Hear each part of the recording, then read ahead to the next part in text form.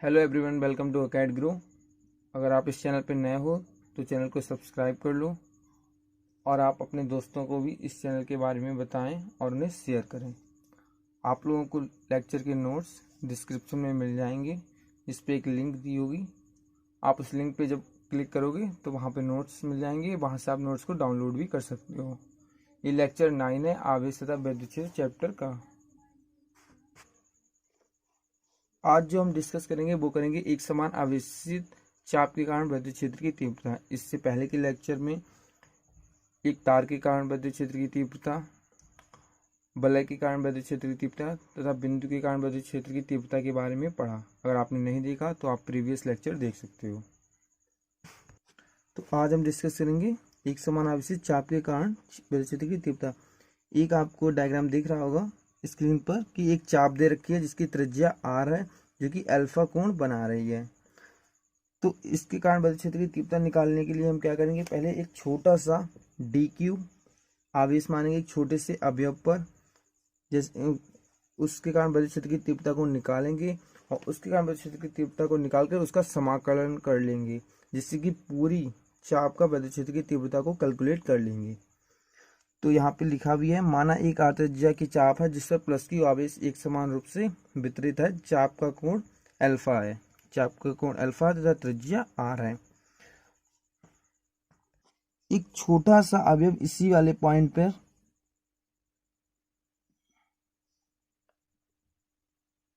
लेंगे dx width का, जिस पर एक छोटा सा चार्ज होगा dq। कि पूरी जो चाप है इस पे प्लस क्यू आवेश से छोटे छोटे आवेश से मिलकर बना हुआ है, तो dq dq dq से मिलकर बना हुआ है। तो यहाँ पे एक छोटा सा अवयव होगा जिस पर छोटा सा चार्ज होगा dq, जो कि ये एंगल बना रहा होगा इससे थीटा। अगर आपको चाप दे रखी है तो चाप यहाँ से आधी इधर बिल्कुल सेम है और आधी ही इधर सेम है बिल्कुल। अल्फा कोण बना रहा है, जो कि ये वाला अल्फा/2 कोण है और ये अल्फा/2। तो यहाँ पर एक थीटा एंगल लेंगे। अगर ये थीटा होगा तो एक छोटा सा एंगल होगा डी थीटा, क्योंकि छोटे से अवयव लिया तो छोटे से अवयव के लिए डी थीटा एक एंगल होगा। तो इसके कारण डीक्यू के कारण इस वाले पॉइंट पर, ओ वाले पॉइंट पर विद्युत क्षेत्र की तीव्रता होगी, वो होगी डीई। छोटे से पॉइंट के कारण होगी डीई। डी के पास में अगर इससे हम यहाँ पे देखें एक एंगल, अगर ये थीटा है तो ये वाला भी थीटा होगा। तो इसके दो कंपोनेंट आ जाएंगे, एक आ जाएगा इधर और एक इधर। तो थीटा के पास वाला जो कंपोनेंट यानी कि घटक टूटेगा वो टूटेगा डीई कॉस थीटा, और थीटा से दूर वाला टूटेगा वो टूटेगा डीई साइन थीटा। जो कि ये चाप बिल्कुल सेम इधर है और इधर उसकी जो विड्थ है वो भी सेम है। तो यहाँ पे एक छोटा सा अवयव डी क्यू है, वैसे ही यहाँ पे भी एक छोटा सा अवयव डी क्यू होगा, जो कि इस वाले पॉइंट से डी थीटा एंगल बना रहा होगा और यहाँ से थीटा एंगल। तो उसके कारण भी इस वाले पॉइंट पे विद्युत क्षेत्र की तीव्रता होगी डीई, और उसका भी ये थीटा एंगल होगा क्योंकि ये भी थीटा बना रहा होगा। तो ये थीटा होगा तो उसका एक कंपोनेंट आएगा डीई साइन थीटा। तो ये सेम परिमाण के हैं, समान परिमाण के हैं, तो एक दूसरे को कैंसिल कर देंगे। तो एक जो कंपोनेंट बचेगा वो बचेगा डीई कॉस थीटा, जिसके कारण विद्युत क्षेत्र की तीव्रता ओ वाले बिंदु पर होगी। तो इस वाले पॉइंट पर ओ वाले, यहाँ पे जैसे कि बिंदु ओ पर डी क्यू के कारण विद्युत क्षेत्र की तीव्रता, मतलब इस वाले पॉइंट के कारण ओ वाले पॉइंट पर डीई, इसे लिखना चाहो तो डीई डैश लिख दो, डीई डैश। कि जब आप विद्युत क्षेत्र की तीव्रता लिखोगे तो उसे डीई लिख पाओगे, वरना अपनी सुविधा के लिए कुछ भी आप लिख सकते हो जिससे डिनोट करना चाहो, प्रदर्शित करना चाहो, लेकिन डीई में ही लिखना है आपको। तो बिंदु ओ पर डी क्यू आवेश के कारण विद्युत क्षेत्र की तीव्रता क्या होगी,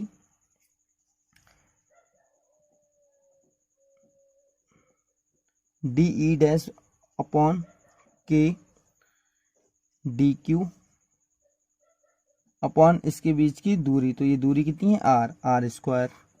ये आपकी हो गई इक्वेशन 1। जैसा कि अभी देखा कि साइन थीटा वाले जो कंपोनेंट होंगे वो एक दूसरे को क्या कर देंगे, कैंसिल, क्योंकि उनका समान परिमाण है। तो जो वैद्युत क्षेत्र की तीव्रता ओ वाले पॉइंट पे होगी वो सिर्फ और सिर्फ डीई कॉस थीटा के कारण होगी। तो इसका जो घटक होगा वो डीई कॉस थीटा होगा। अब चाप के कारण वैद्युत क्षेत्र की तीव्रता, तो इसे डीई से प्रदर्शित कर दो। डीई इक्वल टू क्या होगी, डीई डैश कॉस थीटा। सिर्फ इस वाले घटक के कारण ओ वाले बिंदु पर इस चाप के कारण वैद्युत क्षेत्र की तीव्रता होगी। समीकरण 1 से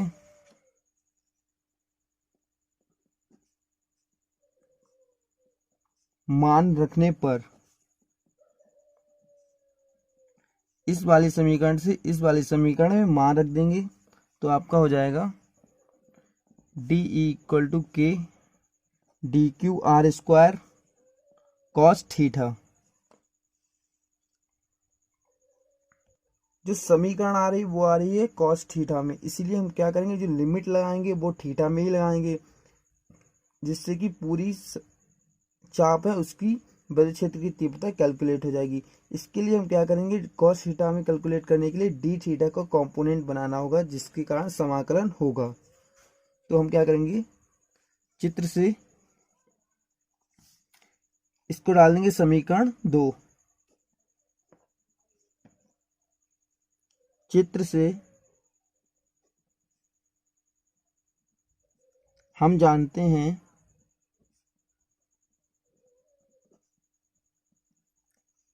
चाप बराबर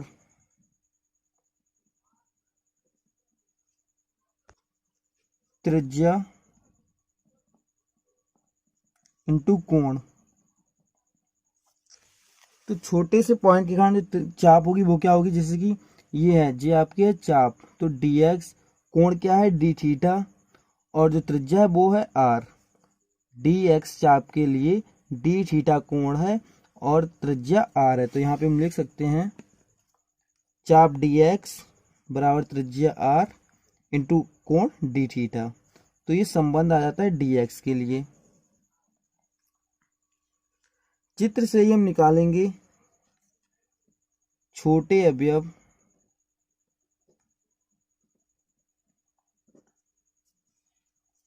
डी एक्स के लिए रेखीय आवेश घनत्व, डी क्यू के लिए रेखीय आवेश घनत्व। तो रेखीय आवेश घनत्व को हम किससे प्रदर्शित करते हैं, लैम्डा, जो कि आपको ऊपर दे भी रखा है, लैम्डा इक्वल टू रेखीय आवेश घनत्व, जिसको लेक्चर में डिस्कस किया था पहले। अगर आपको नहीं पता तो आप प्रीवियस लेक्चर को देख सकते हैं। इसे लैम्डा से प्रदर्शित करते हैं, equal to lambda equal to D Q charge, जो कि छोटा अवयव में छोटा सा अवयव है जिस पर चार्ज है, वो कितने में है, डी एक्स में, डी एक्स विड्थ में है, तो अपॉन डी एक्स। तो यहाँ पे डी क्यू बराबर आ जाएगा लैम्डा डी एक्स। आप इसको डाल दो समीकरण 4। यहाँ पे लिखेंगे समीकरण 4 से मान रखने पर, जब आप समीकरण 4 से मान रखोगे तो आपकी डी क्यू की वैल्यू आ जाएगी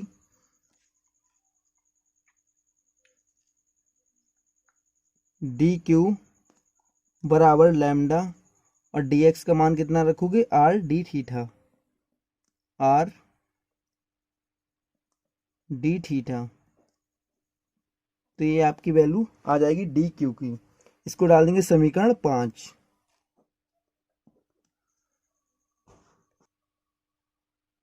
अब क्या करेंगे, समीकरण 5 का मान समीकरण 2 में रख देंगे।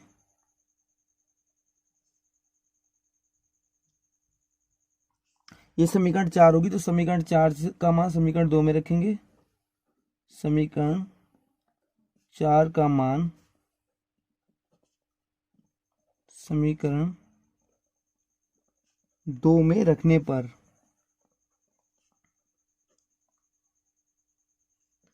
तो D E equal to K D Q की वैल्यू रख देंगे lambda R D X, lambda R D X D theta upon R square cos theta. तो यहाँ से आर से आर एक कैंसिल हो जाएगा, तो यहाँ पे बचेगा D E equal to K lambda D theta upon R cos theta. तो D E equal to K lambda upon R cos theta D theta. ये जो D E equal to K lambda upon R cos theta D theta है, ये छोटे से अवयव के कारण वैद्युत क्षेत्र की तीव्रता है। लेकिन पूरी चाप को कैलकुलेट करने के लिए क्या करेंगे, डी में टर्म है तो डी के लैम्डा अपॉन आर, ये कॉस थीटा वेरिएबल दे रखा है और डी थीटा में दे रखा है, तो यहाँ इसका समाकलन हो सकता है। तो कॉस थीटा डी थीटा समाकलन करके जब कैलकुलेट करेंगे तो इसकी डी छोटे से अवयव के कारण है, वो पूरी चाप के कारण आ जाएगा। तो थीटा में वेरिएबल दे रखा है, तो इसकी लिमिट क्या लगाएंगे, तो लिमिट इसकी लगाएंगे, इस चित्र से देखेंगे। डी क्यू के कारण आगे वैद्युत क्षेत्र की तीव्रता डी कॉस थीटा, जो कि छोटे से अवयव के कारण होगी। इस रिंग की पूरी कैलकुलेट करने के लिए क्या करेंगी, ये अल्फा पूरा कोण है, तो ये हो जाएगा अल्फा बाई 2 आधा कोण, ये हो जाएगा अल्फा बाई 2। तो इसको जब पूरी कैलकुलेट करेंगे तो क्या लगाएंगे, माइनस अल्फा बाई 2 से plus alpha by 2, minus alpha by 2 से प्लस अल्फा बाई 2, जिसके कारण पूरी चाप का की वैद्युत क्षेत्र की तीव्रता कैलकुलेट हो जाएगी। अल्फा बाई 2 अल्फा बाई 2, तो माइनस अल्फा बाई 2 से अल्फा बाई 2 लिमिट हो जाएगी। तो यहाँ पे लगाएंगे माइनस अल्फा बाई 2 से अल्फा बाई 2, तो ये तो कैलकुलेट हो जाएगी, तो ई हो जाएगी, ये हो जाएगा K lambda upon R, cos theta का जो समाकलन होता है वो होता है sine theta, limit minus alpha by 2 alpha by 2। जब लिमिट को लिखते हैं तो लिखते हैं K lambda upon R, upper limit sine alpha by 2 minus sine lower limit minus alpha by 2, upper limit minus lower limit. E equal to K lambda upon R sine alpha by 2 minus, एक exception होता है sine minus theta equal to, ये trigonometry का formula है sine theta. तो यहाँ पे value put कर देंगे इससे, तो यहाँ पे हो जाएगा माइनस बाहर आ जाएगा, तो ये हो जाएगा प्लस साइन अल्फा बाई 2, ये हो जाएगा K lambda upon R 2 sine alpha by 2। तो आप लिख सकते हो ई equal to 2 K lambda upon R sine alpha by 2। किसी भी चाप के कारण वैद्युत क्षेत्र की तीव्रता का जो फॉर्मूला आता है वो होता है ई equal to 2 K lambda upon R sine alpha by 2। इस कॉन्सेप्ट पे बेस्ड क्वेश्चन करके देखेंगे, जिससे कि कॉन्सेप्ट पे कैसे कैसे क्वेश्चन बन सकते हैं वो अच्छे से समझ में आ जाएगा। इस क्वेश्चन को आप स्क्रीन पे देख रहे होंगे। इस क्वेश्चन के दो मेथड करेंगे, सॉल्व करके देखेंगे। क्योंकि अगर आपको जैसे कि अभी फार्मूला को ड्राइव किया, तो ड्राइव करने के बाद फार्मूला पता है तो इस क्वेश्चन को कैसे करेंगे, और अगर फार्मूला नहीं पता है तो इस क्वेश्चन को कैसे सॉल्व करेंगे। तो फर्स्ट मेथड देखेंगे कि फार्मूला जब पता है तो इस क्वेश्चन को कैसे सॉल्व करेंगे। तो ये क्वेश्चन दे रखा है, त्रिज्या आर की एक पतली अर्धवृत्ताकार वलय पर क्यू धनावेश एक समान रूप से वितरित है, केंद्र O पर वैद्युत क्षेत्र की तीव्रता बतानी है। इस पर जो धनावेश है वो एक समान रूप से वितरित है त्रिज्या अर्धवृत्ताकार त्रिज्या पर, O बिंदु पर वैद्युत क्षेत्र की तीव्रता ज्ञात करनी। ये क्वेश्चन AIEEE 2010 में आया हुआ है। तो चाप के कारण जो वैद्युत क्षेत्र की तीव्रता का फॉर्मूला निकाला वो क्या होता है, चाप के कारण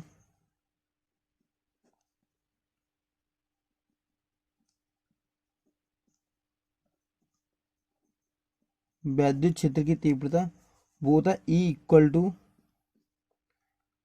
2k λ upon R sine alpha by 2। इस चाप में जो एंगल बन रहा है जी बन रहा है 180 का, 180 का, तो अल्फा यहाँ से हम निकाल सकते हैं 180, जो ये वाला एंगल बन रहा है चाप का, एक ये वाला पॉइंट और एक ये वाला पॉइंट, जैसे कि अभी डेरिवेशन सॉल्व की थी। तो यहाँ अल्फा की जगह लिख सकते हैं 180 2k lambda upon R sine 180 upon 2 E equal to 2k lambda upon R sine 90 की वैल्यू होती है 1। यहाँ पे लैम्डा को हम लिख सकते हैं, अगर इसकी टर्म में लिखना चाहें, जो कि इस क्वेश्चन में आर दे रखा है त्रिज्या, तो लैम्डा इक्वल टू इस पूरे पर आवेश कितना है क्यू अपॉन कितनी लेंथ में है, क्योंकि रेखीय आवेश घनत्व ये है, तो रेखीय आवेश घनत्व लैम्डा से प्रदर्शित करते हैं। तो लैम्डा की वैल्यू निकाल रहे हैं आर की टर्म में, जैसा कि क्वेश्चन में दे रखा है। क्वेश्चन में लैम्डा नहीं दे रखा है, तो जो आंसर निकालेंगे वो आर की टर्म में ही निकालेंगे। तो लैम्डा इक्वल टू होता है क्यू अपॉन लंबाई जितनी भी लेंथ में फैला हुआ है। तो वृत्त की जो परिधि होती है वो होती है 2πr, और ये आधा वृत्त है तो उसका आधा हो जाएगा, क्या हो जाएगा, पाई आर। तो यहाँ पे लिख देंगे पाई, और त्रिज्या कितनी दे रखी है, आर। तो यहाँ पे लिख लेंगे ई इक्वल टू 2k की वैल्यू भी रख लेंगे, त्रिज्या यहाँ पे स्मॉल आर दे रखी है तो स्मॉल आर ही लिखेंगे।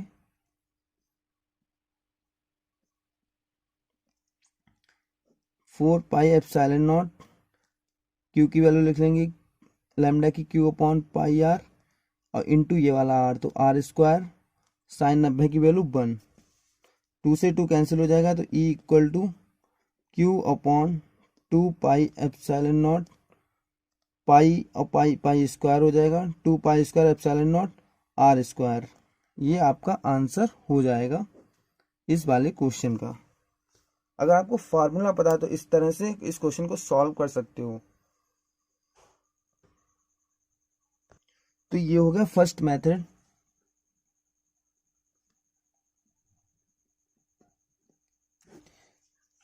अब हम देखेंगे सेकेंड मेथड। सेकेंड मेथड की अगर फॉर्मूला ना पता हो तो कैसे करेंगे।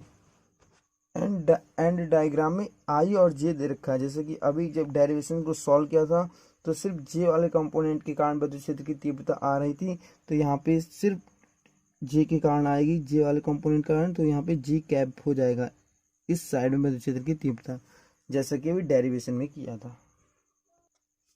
जैसे डेरिवेशन को सॉल्व किया था उसी तरह से इस क्वेश्चन को भी सॉल्व करेंगे। जैसे कि यहाँ पे मान लेंगे एक छोटा सा आवेश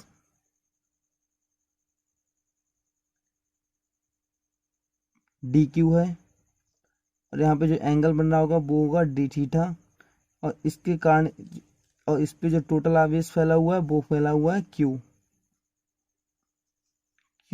और रेडियस कितनी है आर। इसके कारण जो विद्युत क्षेत्र की तीव्रता होगी वो होगी डी ई। अगर ये थीटा होगा एंगल, तो यहाँ पे एक कॉम्पोनेंट ये भी थीटा होगा, तो इसका एक घटक आ जाएगा डी ई कॉस थीटा, और इधर वाला घटक आ जाएगा डी ई साइन थीटा। ऐसे ही यहाँ पे भी सेम डी क्यू आवेश होगा और डी थीटा एंगल, जिसके कारण विद्युत क्षेत्र की तीव्रता डी ई होगी, जिसका एक परिमाण यहाँ पे आएगा डी साइन थीटा, जो कि एक दूसरे को कैंसिल कर देगा, जैसा कि डेरिवेशन में देखा था। तो इसके कारण निकालेंगे डीई, तो डीई की वैल्यू होगी के डी क्यू अपॉन इसकी जो रेडियस है आर स्क्वायर, ये डी हो जाएगा, और इस वाले को हम बोल दें ई, क्योंकि ये बाई एक्सेस में है तो ई बाई बोल दो, तो ई बाई आपका हो जाएगा D E cos theta by घटक, क्योंकि एक्स घटक के कारण विद्युत क्षेत्र की तीव्रता होगी नहीं, क्योंकि वो एक दूसरे को कैंसिल कर रहे हैं, सिर्फ और सिर्फ बाई घटक के कारण विद्युत क्षेत्र की तीव्रता होगी, तो इसे हम बोल देंगे डी वाई, छोटा सा कंपोनेंट। तो D E Y equal to D की वैल्यू रख देंगे इस वाली के समीकरण से, इक्वेशन 1 से। तो K D Q upon R square cos theta. तो यहाँ पे क्या होगा, अगर डी क्यू के निकालना चाहो लैम्डा, तो lambda equal to D Q upon आपका आ जाएगा पाई आर, क्योंकि ये टोटल 2 पाई आर, तो ये आ जाएगा पाई आर। टोटल चार्ज इसमें लिखेंगे, टोटल चार्ज क्यू और कितने में, पाई आर में है, तो क्यू अपॉन पाई आर। और इक्वेशन और जानते हैं, चाप बराबर त्रिज्या इंटू कोण। तो उससे हम क्या कर लेंगे, चाप कितनी है यहाँ पे, dx छोटी सी लिखना चाहते तो dx, तो dx इक्वल टू त्रिज्या कितनी है r, एंगल कितना है d थीटा। ये जो आपका lambda equal to Q upon pi R, ये किसके लिए, पूरे के लिए है। अगर छोटे के लिए निकालो तो डी क्यू अवेव के लिए सिर्फ, तो डी क्यू अपॉन ये कितनी लेंथ में, dx में। तो यहाँ से क्या करेंगे, इसे इक्वेशन 2 डाल दो, तो lambda equal to D Q upon D X. तो आपकी वैल्यू डी क्यू की हो जाएगी लैम्डा डी एक्स की वैल्यू इधर इससे रख लेंगे, तो यहाँ पे आ जाएगा D Q equal to lambda R D theta, lambda R D theta. और लैम्डा की वैल्यू पूरे के लिए कितनी हो जाएगी, क्यू अपॉन पाई आर, जो कि इस इक्वेशन से लिख लेंगे, तो Q upon pi R, R D theta. तो आर से आर कैंसिल, तो डी क्यू आ जाएगा Q upon pi D theta. समीकरण 2 में इसको डालेंगे, समीकरण 3 का मान रखने पर डी ई वाई आ जाएगा आपका के, और डी क्यू आ जाएगा Q upon pi upon R square और कॉस थीटा डी थीटा। ये वैल्यू आ जाएगी cos theta D theta. D E Y जो दे रखा है आपको,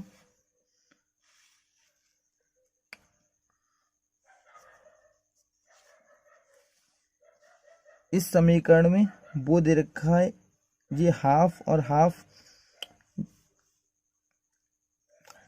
आर्क है वो बटी हुई है। ये आर्क दे रखी है 180 की, ये हाफ और हाफ 90 की, और 90 की आधी आधी है।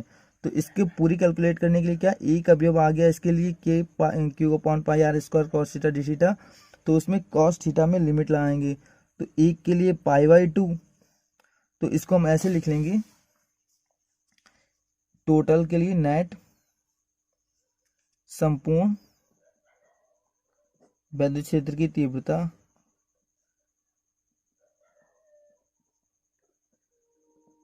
इसको ई वाई से डिनोट कर देंगे, और इसका 2 टाइम्स हो जाएगा, क्योंकि हाफ ये और हाफ ये, तो आधी आधी है, तो इसका हो जाएगा 2 डी ई वाई।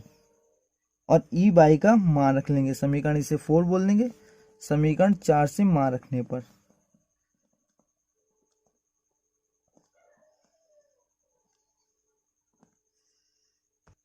समीकरण 4 से जब मान रखेंगे तो E Y equal to 2 cross K Q upon pi R square cos theta D theta, इस प्रकार लिख लेंगे, और इसकी लिमिट लगाएंगे। तो लिमिट किसकी लगाएंगे, हमें क्या करना है, यहाँ से यहाँ तक क्या करना है, कैलकुलेट करना है। तो 0 से पाई बाई 2, तो 0 से पाई बाई 2 इसकी भी कैलकुलेट हो जाएगी, और 2 टाइम्स कर दिया गया है, इसलिए 0 से पाई बाई 2 इसकी भी कैलकुलेट हो जाएगी। तो लिमिट रखेंगे 0 से पाई बाई 2, पाई बाई 2 का मतलब है 90। तो ई वाई में आ जाएगा E Y equal to 2 cross, इसकी वैल्यू रख दो 1/4 pi epsilon naught Q upon pi R square, और कॉस थीटा का जो समाकलन होता है वो होता है साइन थीटा 0 से π/2, तो यहाँ पे आ जाएगा E/, इक्वल टू 2 से 4 कैंसिल हो जाएगा, तो Q/4 पाई और पाई स्क्वायर, और ये हो जाएगा एप्सिलॉन नॉट, और ये 2 हो जाएगा 2 pi square epsilon not R square. Sine theta का हो जाता, साइन थीटा के लिए लिखेंगे अपर लिमिट माइनस लोअर लिमिट, तो साइन π/2 माइनस साइन 0। साइन 0 का मान 0 होता है, लेकिन साइन π/2 का मान 1 होता है, तो Q/2 pi square epsilon not R square. यही आंसर आ जाएगा जो कि उस वाले मेथड से आया था और इस वाले मेथड से भी आ गया है। और I और J में दे रखा है, तो इसलिए लिखेंगे J डायरेक्शन में दे रखा है, लेकिन नीचे के लिए दे रखा है, तो -J डायरेक्शन इसका होगा। ऐसे ही अभी इस वाले में लिखा था डायरेक्शन, वो भी J है, तो माइनस में होगा, तो माइनस का J हो जाएगा, तो माइनस इधर लिख दो चाहे इधर लिख दो, Q/2 pi square epsilon not upon R square, क्योंकि J दे रखा है, क्योंकि जो वैद्युत क्षेत्र की तीव्रता आ रही है O वाले बिंदु पे वो किस पे आ रही है, X डायरेक्शन में तो कैंसिल हो रही है, सिर्फ Y डायरेक्शन में आ रही है, और Y डायरेक्शन में आ रही है वो किधर के लिए, नीचे के लिए आ रही है। ऊपर वाला क्या होता है ग्राफ में प्लस और नीचे वाला माइनस, इसीलिए -J लिखे। इस तरह से आप दोनों मेथड से इस क्वेश्चन को सॉल्व कर सकते हो, और दोनों मेथड से आंसर सेम ही आएगा, जो कि आना भी चाहिए। नेक्स्ट कॉन्सेप्ट पढ़ेंगे, वो पढ़ेंगे वैद्युत द्विध्रुव, जिसे बोलते हैं इलेक्ट्रिक डाइपोल। तो इसमें क्या होता है, वैद्युत द्विध्रुव वह निकाय है जिसमें दो बराबर परंतु विपरीत प्रकार के बिंदु आवेश एक दूसरे से अल्प दूरी पर स्थित होते हैं। जैसा कि इसमें स्टेटमेंट बोल रखा है, उसके हिसाब से क्या होगा, दो समान परिमाण के लेकिन विपरीत आवेश अल्प दूरी पर स्थित हों, उससे हम क्या बोलते हैं, वैद्युत द्विध्रुव। ऐसा एक सिस्टम क्या, जैसे कि एक ये बिंदु आवेश है, एक ये बिंदु आवेश है, तो ये -Q ये +Q, लेकिन ये विपरीत है, यानी कि माइनस प्लस में है, लेकिन इनका जो परिमाण होगा वो समान होगा। अगर इस पे 2 कूलम चार्ज है तो इस पे भी 2 कूलम ही चार्ज होगा। परिमाण में समान हो लेकिन विपरीत, एक दूसरे से अल्प दूरी, जी अल्प दूरी हम मानते हैं 2L, ये 2L दूरी पर स्थित है। ऐसे निकाय को हम बोलते हैं वैद्युत द्विध्रुव आघूर्ण। फिर नेक्स्ट था, किसी एक आवेश तथा दोनों आवेशों के बीच की दूरी के गुणनफल को वैद्युत द्विध्रुव का आघूर्ण कहते हैं। इसे P से प्रदर्शित करते हैं। तो वैद्युत द्विध्रुव आघूर्ण क्या होता है,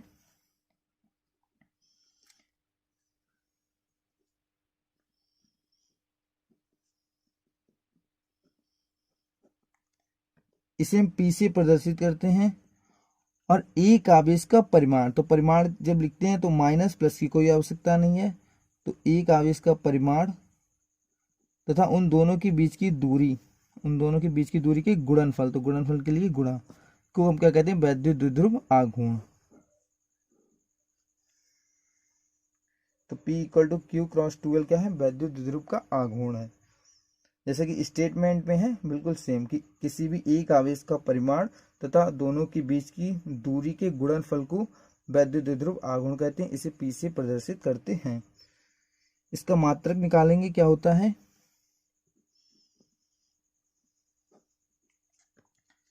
Q दे रखा है, तो Q आवेश है, आवेश का मात्रक कूलम, इंटू लेंथ लंबाई, लंबाई का मात्रक मीटर, कूलम इंटू मीटर मात्रक हो गया विमा। कूलम की विमा होती है 80, मतलब कि आवेश की, और मीटर की लंबाई की होती है L।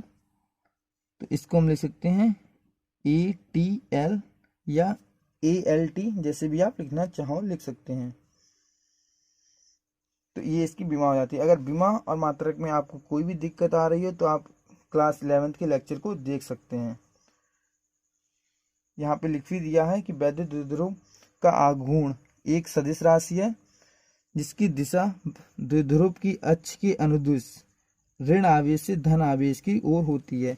अर्थात इसकी तो वैद्युत द्विध्रुव की जो दिशा होती है वो ऋण से धन की दिशा में होती है, यानी कि इस दिशा में होती है वैद्युत द्विध्रुव आघूर्ण की दिशा, ऋण आवेश से धन आवेश की तरफ। आज के लिए इतना ही, आगे के कॉन्सेप्ट को अगले लेक्चर में पढ़ेंगे। आप लोग चैनल को सब्सक्राइब कर दो, ज़्यादा से ज़्यादा लोगों को शेयर करो, वीडियो को लाइक करो। Thank you.